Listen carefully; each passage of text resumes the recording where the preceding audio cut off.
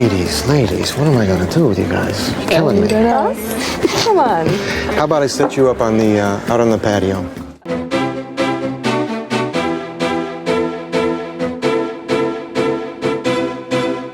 Richard Gere est un acteur et producteur de films talentueux d'Hollywood, bouddhiste et activiste social.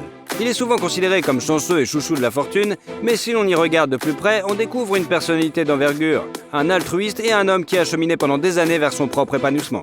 Nous avons préparé cette vidéo pour vous permettre de le découvrir de plus près.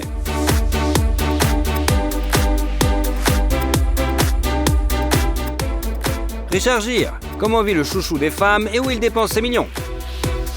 Richard Tiffany Gere est né le 31 août 1949 dans une grande famille américaine composée de Doris Ann, femme au foyer, et de Homer George, agent d'assurance.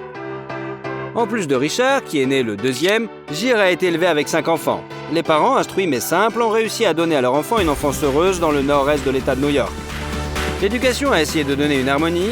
Il y avait de la place et de la communication avec la nature, parce que la famille vivait dans une petite ville rurale où il y avait de la créativité et des sports. Le futur acteur fait de son mieux pour apprendre à jouer de la guitare, brille dans le club de théâtre de l'école et pratique la gymnastique. Après avoir reçu une bourse sportive après l'école, il entre à l'université de Massachusetts pour étudier la philosophie et la mise en scène. À l'époque, il rêvait de devenir un musicien professionnel et se voyait comme un trompettisme de renommée mondiale. Ses rêves fous l'ont finalement empêché d'obtenir son diplôme.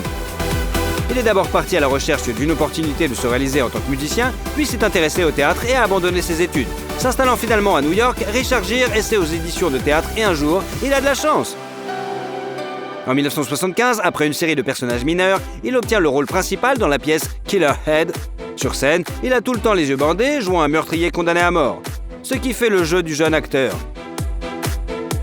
À l'époque, il était extrêmement enfermé et souvent chuchoté, ce qui nuisait à son talent. Dans ce cas, la salle n'a entendu que sa voix, qui a littéralement hypnotisé le public. Le jeu du jeune acteur était si talentueux qu'il a été remarqué par des producteurs. D'abord, Gere est apparu dans des films tels que Rapport à l'enquêteur, À la recherche de Monsieur Goodbar, Jour de moisson, Frères de sang et Yankee. Puis, la chance lui a souri. Du rôle principal dans le film American Gigolo, a refusé Hollywood Beau John Travolta, et le travail est allé à Gere avec une rémunération de 35 000 $. Grâce à ce rôle, il devient instantanément le favori d'une armée de fans féminines. Un rôle non moins important dans ce rôle a joué le fait que l'acteur a dû tourner dans certaines scènes totalement nu. Pour lui, c'est fixé l'image de la coqueluche et le rôle du héros amant, qui avec le temps a commencé à le traîner. 2 ans plus tard, Richard se voit offrir le rôle principal et encore une fois, ironiquement, celui que Travolta avait refusé. Le film L'officier et le gentleman a connu un grand succès, remportant 2 Oscars et a également été reconnu comme l'un des plus grands films romantiques de l'histoire, selon l'American Film Institute. Should have warned you scuzzy female types so about the putrid dudes. Those are the ones that say they're wearing a rubber, but there's really a little hole bitten in the bottom of it. La filmographie de Richard s'étoffe ensuite avec The Honorary Consul and Restless. Et en 1984, il joue dans le film de gangster The Content Club, réalisé par Francis Ford Coppola quand même, dans lequel l'acteur se souvient de sa jeunesse et joue plusieurs rôles à la trompette. What is this, a kidnapping? Would you like that? Because I think I'm up to it. You do move me. I don't know why, but you do move me. In unusual places. Étonnamment, avec cette distribution brillante, un réalisateur vénérable et une série de prix prestigieux, le film échoue au box-office. Cela n'a pas empêché Richard Gere de toucher 2 millions de $ pour son rôle. On suivit le film historique King David, le drame Power, le film d'action Miles from Home, le thriller No Mercy, qui a fait 1 500 000 $ et Internal Affair. La véritable célébrité est venue à Gere alors qu'il approchait du cap des 40 ans, dans Pretty Woman, qui a été conçu à l'origine comme un drame. Richard ne voulait pas jouer de façon catégorique. Il n'a pas aimé le scénario, puis a changé au point d'être méconnaissable, ennuyé par le rôle, qui parasitait son rôle de héros amant. Mais son agent l'a convaincu d'aller voir l'actrice choisie pour le rôle principal, et là, il rencontra Julia Roberts. Did you really say $100 an hour? Yeah. Yeah.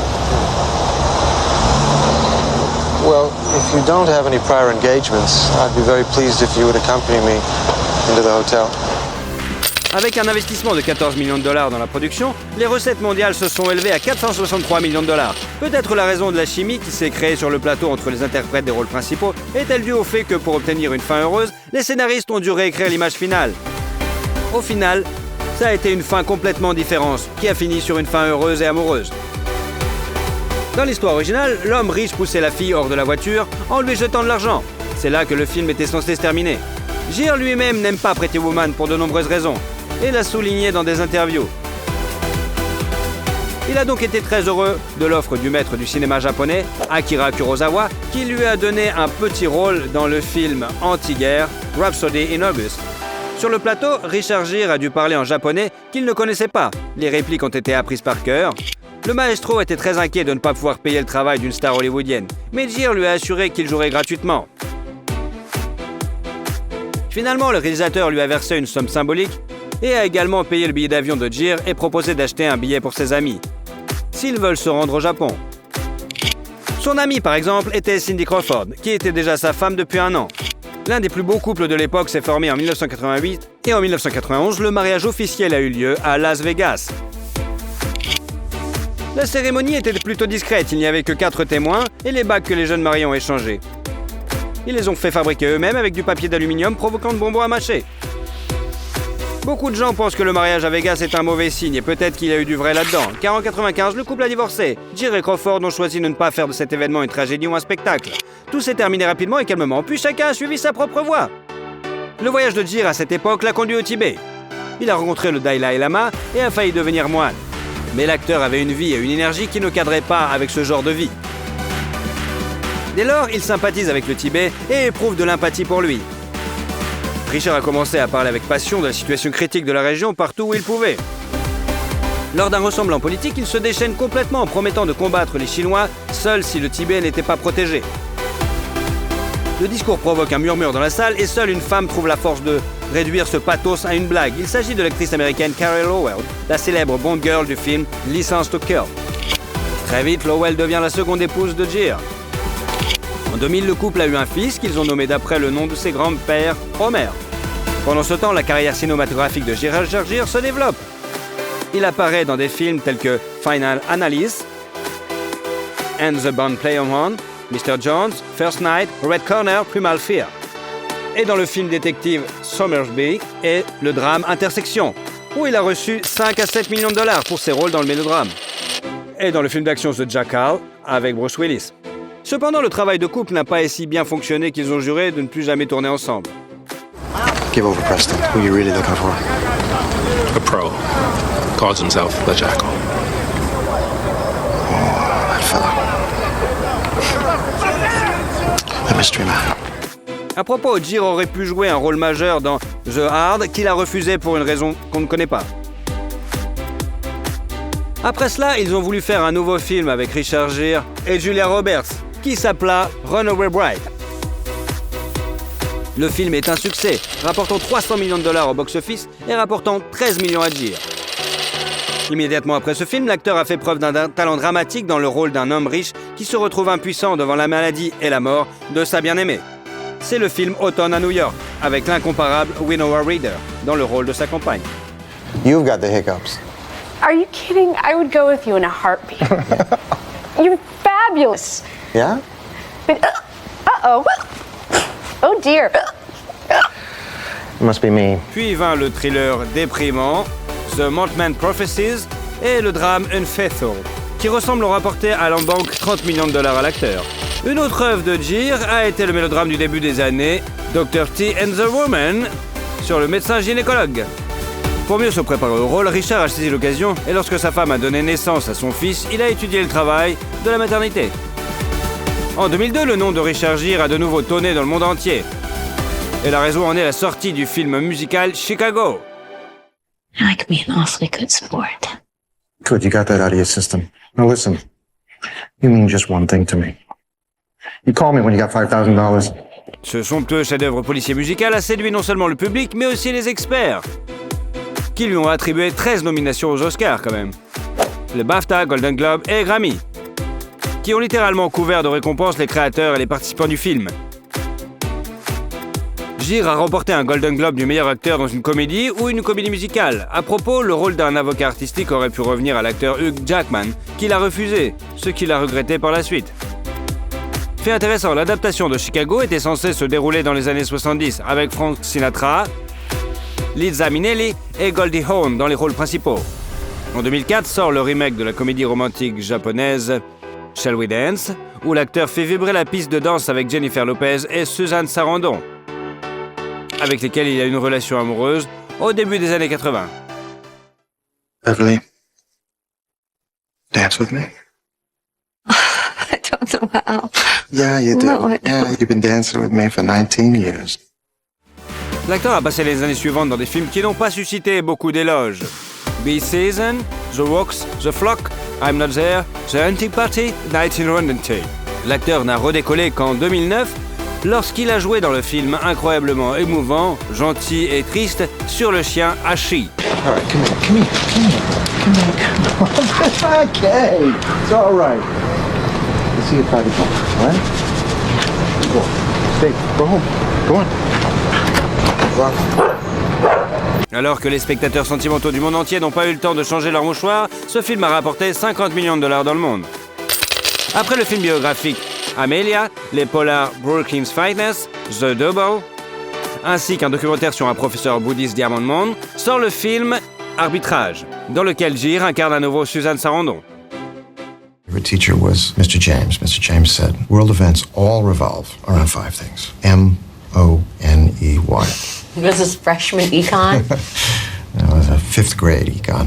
Richard Gere a été nommé pour un Golden Globe pour sa performance.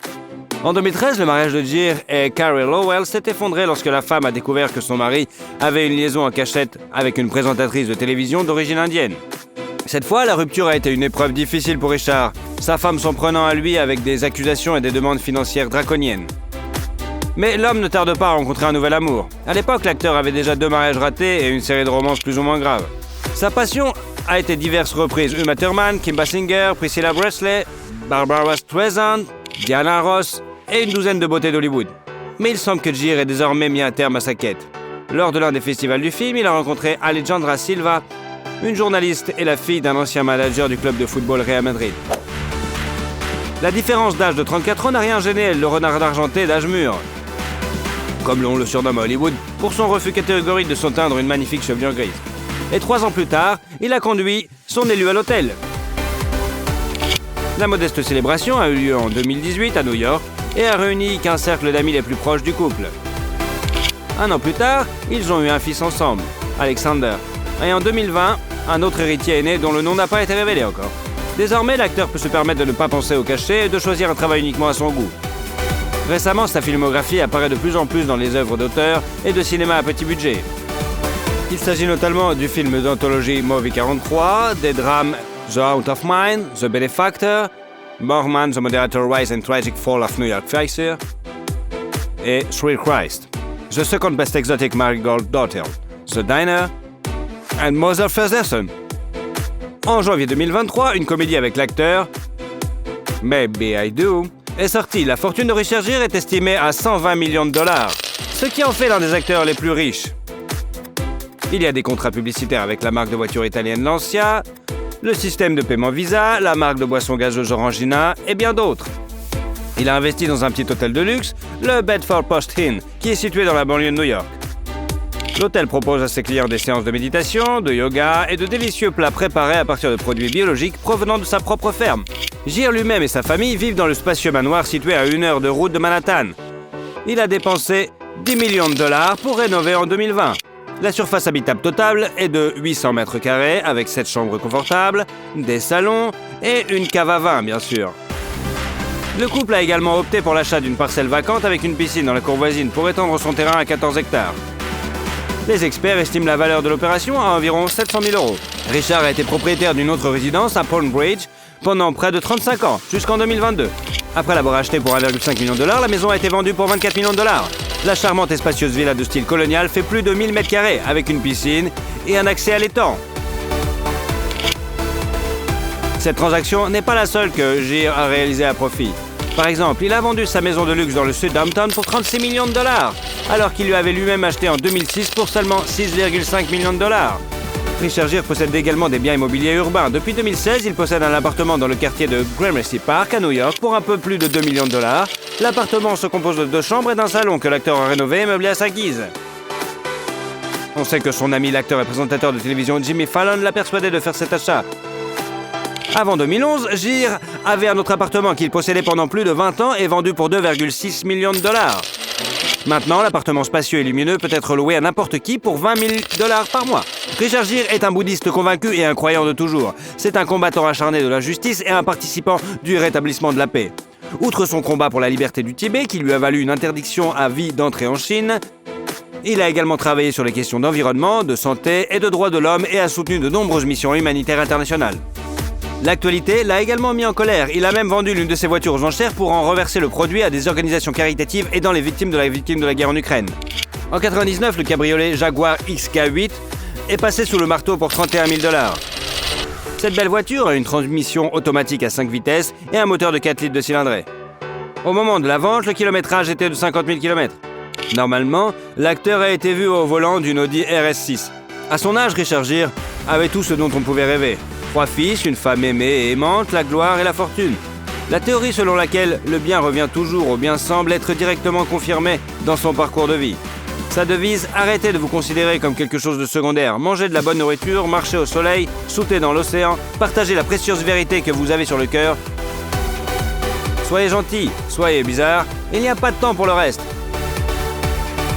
Êtes-vous d'accord avec cette déclaration du renard argenté? Shakira. Comment vit la diva de la pop colombienne et comment elle dépense ses millions?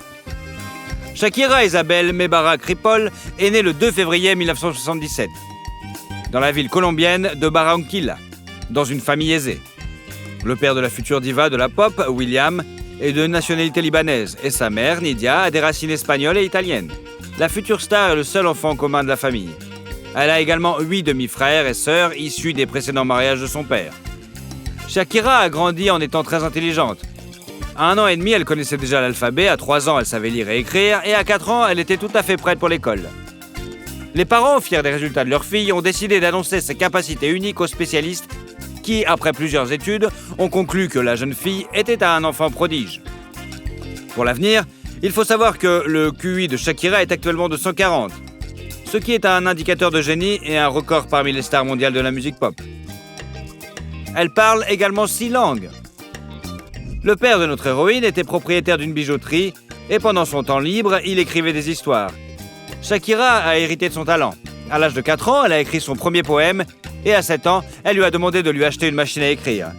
De nombreux travaux de la jeune fille ont servi de base aux morceaux désormais célèbres. Elle aime aussi la peinture et ses parents lui prédisent un avenir de grand écrivain ou de grand peintre. Mais il se trompe. Un jour, Shakira, 4 ans, se trouve avec son père dans un restaurant ethnique où une danse du ventre était exécutée sur des motifs orientaux. Elle a été tellement impressionnée par ce qu'elle a vu qu'elle est montée sur la table et a commencé à répéter le mouvement, ce qui a provoqué une tempête d'applaudissements parmi les clients du restaurant. Ayant apprécié les attentions de la foule, elle a décidé qu'elle deviendrait une artiste dans le futur. Shakira a fréquenté une école catholique et a pris une part active aux activités artistiques à l'école primaire. Elle a rejoint la chorale de l'école, mais n'y est pas restée longtemps, car le directeur a dit un jour que son chant ressemblait au bêlement d'une chèvre. Heureusement, Shakira n'a pas baissé les bras et est devenue encore plus enthousiaste pour le chant et la danse.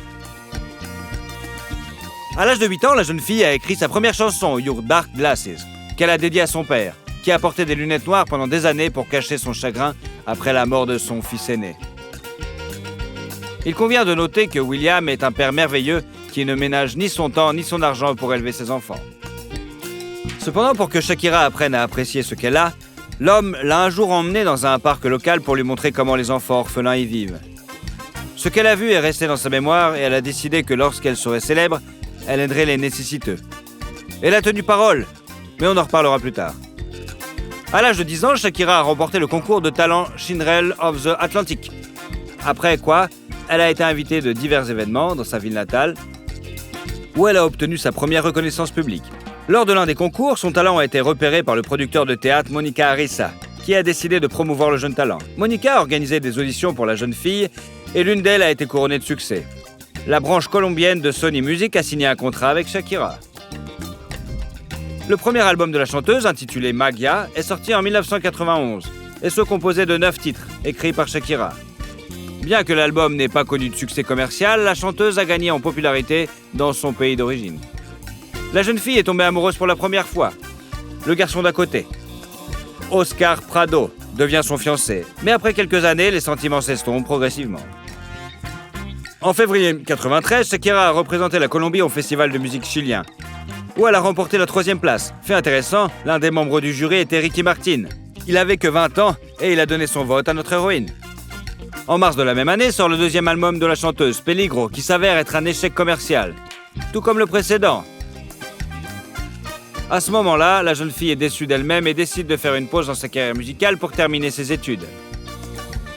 Depuis lors, les premiers albums de Shakira ont été abandonnés et ne sont pas considérés comme officiels, mais plutôt promotionnels. Après avoir terminé ses études, la jeune fille a déménagé avec sa mère à Bogota, en Colombie. En 1994, elle obtient le rôle principal dans la série télévisée Oasis, une réinterprétation colombienne de l'histoire de Roméo et Juliette. Quant à la chanson du générique.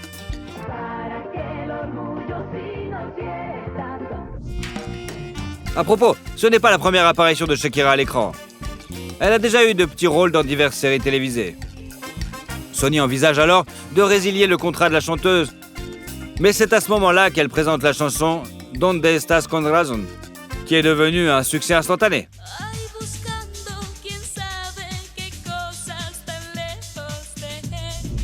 Après cela, il a été décidé de donner une autre chance à Shakira et de financer son 3e album, Pies Descalzos, qui est sorti en 1995 en Amérique latine, puis un an plus tard aux États-Unis.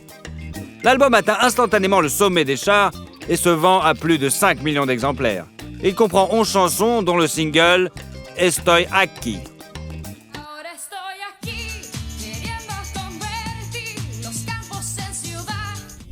En 1996, la chanteuse part en tournée internationale et devient la première colombienne à conquérir les pays d'outre-mer. La même année, Shakira a remporté les Billboard Latin Music Awards pour l'album de l'année, la vidéo de l'année et la meilleure artiste. En 1997, il a été révélé que la chanteuse entretenait une relation avec l'acteur Osvaldo Ríos. Les amoureux cachent leur romance et n'apparaissent presque jamais ensemble en public. Bien qu'ils aient été qualifiés de plus beaux couples de toute l'Amérique latine, leur relation n'a duré que 8 mois, après quoi ils se sont séparés. Il est intéressant de noter qu'à cette époque, on lui a proposé le rôle d'Elena dans le film Mask of Zorro, qu'elle a refusé, estimant qu'elle ne parle pas assez bien l'anglais. Finalement, le rôle a été attribué à l'actrice Catherine Zeta-Jones. En 1998, elle a publié son 4e album, Donde están los ladrones, dont le titre se traduit par « Où sont les voleurs ?».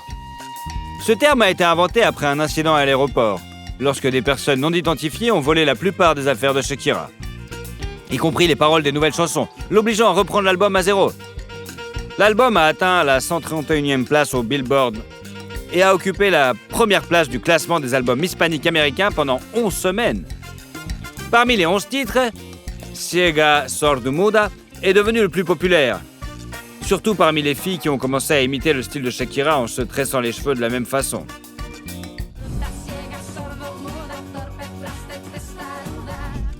Depuis lors, plus de 7 millions d'exemplaires ont été vendus dans le monde entier, et 1,5 million rien qu'aux États-Unis, ce qui fait de ce disque l'un des albums en langue espagnole les plus vendus aux États-Unis. En 1999, Shakira a été nommée pour la première fois pour un Grammy, dans la catégorie du meilleur album rock latino-américain, et a remporté peu après le MTV Video Music Awards, dans la catégorie artiste international préféré, pour la chanson Ojos Así.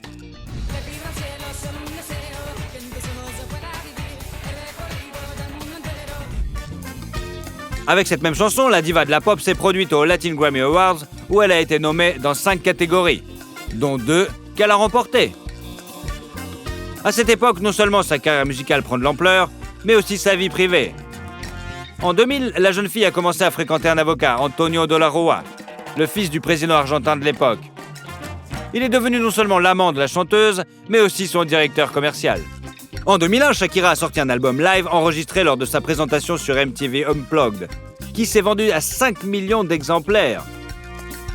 Le succès commercial de l'album a été également assuré par un Grammy Award du meilleur album pop latino-américain. Après avoir atteint de tels sommets, la chanteuse a décidé de conquérir l'arène internationale. Et la même année, elle a sorti son 5e album studio et premier album en langue anglaise, Laundry Service, avec 13 chansons parmi lesquelles Objection et Whenever ont été particulièrement populaires.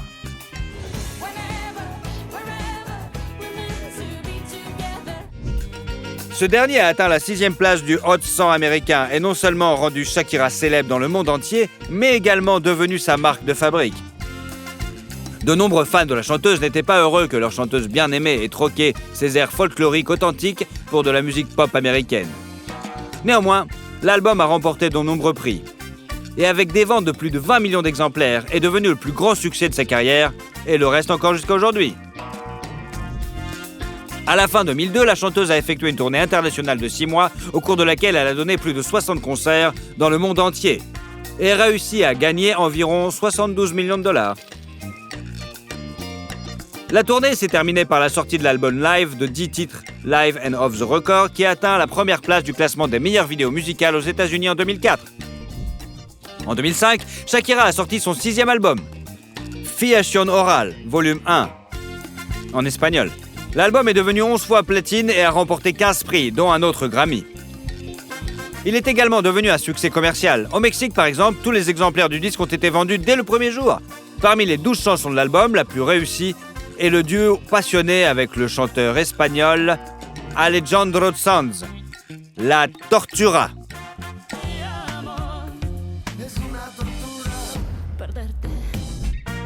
La même année, la chanteuse a sorti son 7e album, Oral Fixation, volume 2, qui était une continuation de l'album précédent, mais comprenait des chansons en anglais. L'album n'a pas connu un grand succès aux États-Unis, mais le single Hips Don't Lie, coproduit avec Wyclef Jean, a connu un succès retentissant inégalé dans ces 10 dernières années.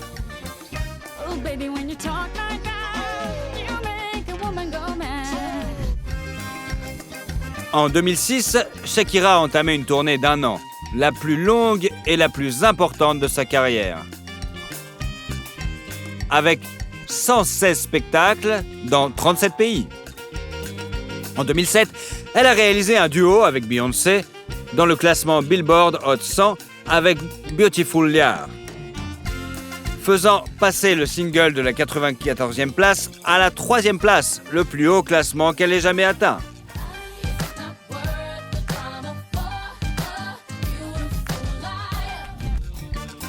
Début 2008, Shakira a été classée par Forbes comme la 4e artiste la mieux payée. Et quelques mois plus tard, elle a signé un contrat de 10 ans et de 300 millions de dollars avec Live Nation, une très grande société de concerts. L'année suivante, Shakira joue dans la série télévisée Ugly Woman, dans laquelle elle joue son propre rôle, et sort également son 8e album studio, She Wolf, qui connaît un succès mondial, le single éponyme étant en tête en Amérique latine.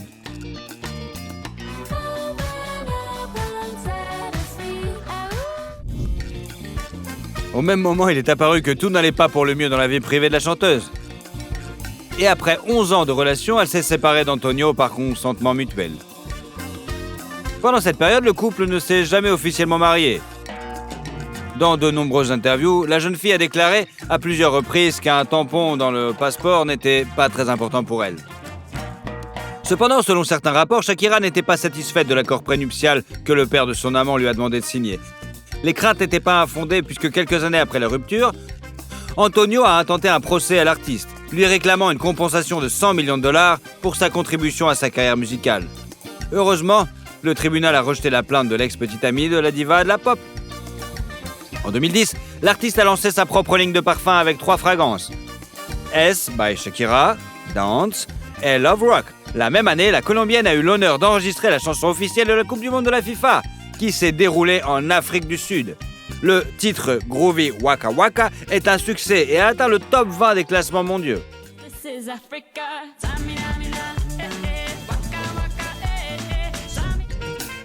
Pendant le tournage du clip, elle a rencontré le défenseur espagnol du Barcelone, Gérard Piqué, qui est tombé fou amoureux d'elle. Se voir pour une deuxième fois Les jeunes ne pouvaient que lors d'un dîner de célébration en l'honneur de l'équipe gagnante. Alors Piqué a admis qu'il a gagné le championnat, non seulement pour le titre, mais aussi pour rencontrer une diva de la pop. Même à l'époque, les célébrités ont une romance dont la vérité a été révélée 1 an plus tard. Fait intéressant, les amoureux sont nés le même jour, mais Shakira a 10 ans de plus que son élu. À l'automne 2010, la chanteuse a présenté son 9e album Studio Soul and Soul, suivi d'une tournée internationale. La chanson Loca a été chaleureusement accueillie par les fans.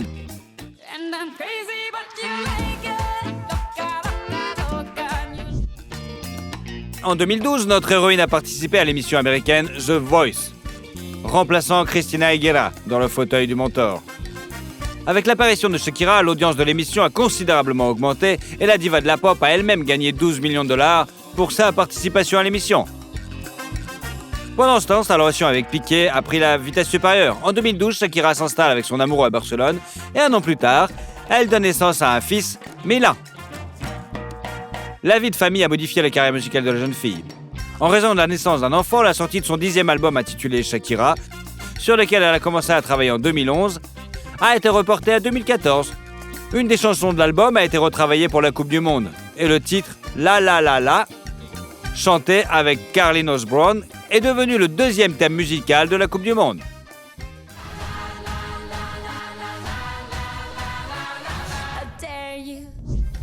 En 2015, Shakira a donné naissance à son 2e fils, nommé Sacha. Et l'année suivante, elle a prêté sa voix à une gazelle dans le film d'animation Zveropolis. Il est intéressant de noter que son personnage avait à l'origine une apparence différente, mais à la demande de l'artiste, les hanches de la gazelle ont été élargies. En 2017, sort le 11e album de la chanteuse intitulé Eldorado, dont le principal succès est le titre Chantaje, enregistré en duo avec le chanteur colombien Maluma.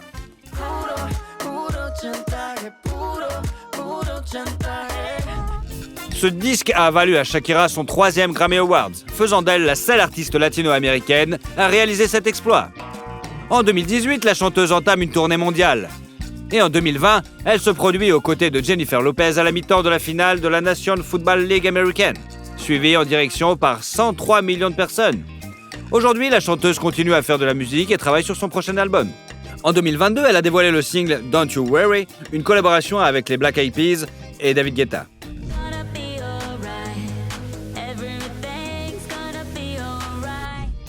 Il a également été révélé que la diva de la pop s'est séparée de son conjoint, en juin dernier. Juin 2022, et suite à une procédure judiciaire, a obtenu la garde complète de ses enfants. Selon certains rapports, la raison en serait les nombreuses infidélités du footballeur. Shakira et ses enfants vivront à Miami maintenant, où Piqué pourra rendre visite à ses fils. À ce jour, la fortune de la diva de la pop est estimée à 300 millions de dollars, gagnée grâce à la musique, aux projets télévisés et aux contrats publicitaires. En son temps, Shakira est apparue dans des publicités pour des marques telles que Pepsi, Activia, Pandora, Oral-B, Nokia, Sony Ericsson, le jeu Angry Birds et bien d'autres. Et l'année dernière, elle a vendu les droits de publication de 145 de ses chansons à une société d'investissement britannique. Selon certains rapports, l'accord vaut plus de 100 millions de dollars quand même. L'artiste possède des propriétés coûteuses dans le monde entier. En 2012, avec Piqué, la chanteuse a acheté une maison à Barcelone pour 5,8 millions de dollars, où le couple de stars a vécu avec ses enfants. La terrasse du bâtiment est plantée d'orangers et la maison comprend plusieurs chambres, un salon et une bibliothèque. Avant de rencontrer le footballeur, Shakira vivait à Miami. La villa blanche comme neige a été achetée par la chanteuse en 2001. Le bâtiment d'environ 800 mètres carrés comprend une cuisine et un salon spacieux, 6 chambres et une salle de trophées. Le terrain comprend également une terrasse avec un bar et une immense piscine. Il y a quelques années, l'artiste a mis la propriété en vente pour une petite somme de 11 millions de dollars. Shakira possède également une maison en Colombie, une villa à Chypre et à Bonske aux Bahamas. Cette dernière propriété a été achetée par la chanteuse et ses amis en 2005 pour 16 millions de dollars. Il était prévu de construire un centre de villégiature sur la propriété, mais le plan d'affaires d'une valeur d'environ 485 millions de dollars ne s'est pas encore concrétisé. La diva de la pop possède également une collection de voitures, dont une Audi A7 Sportback, une Mercedes-Benz LCLK 250, une Tesla Model S, une BMW X6, une Audi Q7, et une Merco SL 550 pour 115 000 $. Shakira est également connue pour posséder un avion privé. Eh ouais. La chanteuse consacre une partie importante de son argent à des œuvres de charité. À la fin des années 90, elle a créé une fondation caritative à laquelle elle reverse 50% de ses redevances pour aider les orphelins et les familles à faible revenu. Elle a même joué dans une publicité pour du champagne et a donné 660 millions de $, qu'elle a gagné pour aider à construire 2 écoles en Colombie et en Haïti. Elle est également ambassadrice de bonne volonté de l'UNICEF et a produit l'année dernière avec le prince William le documentaire Planet to Repair. Shakira a reçu une étoile sur le Hollywood Walk of Fame en 2011 et a été nommée l'une des femmes les plus puissantes du monde en 2013. Des poupées Barbie sont sorties à son effigie et une statue en métal a été érigée dans sa Colombie natale en l'honneur de la diva de la pop. Tout cela montre que Shakira a réussi non seulement à obtenir un succès commercial dans sa carrière musicale, mais aussi à gagner l'amour de millions de femmes. Et vous l'aimez la chanteuse ? Et surtout, si vous aimez la vidéo, mettez un like. Et comme ça, vous suivrez toutes nos autres vidéos. Allez, à bientôt !